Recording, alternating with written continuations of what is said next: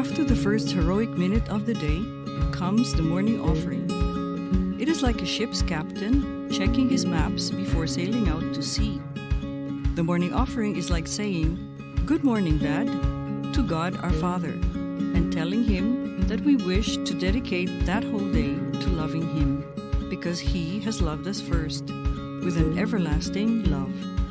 There is no fixed formula for the morning offering. Saint José Maria offered himself to our Holy Mother and devoted his heart to serve the Lord as the tone for the whole day.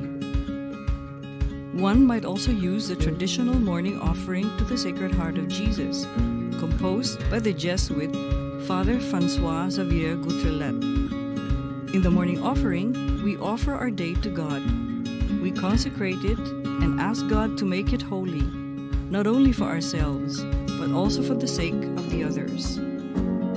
For them do I sanctify myself. Saint John Marie Vianney explains, all that we do without offering it to God is a waste.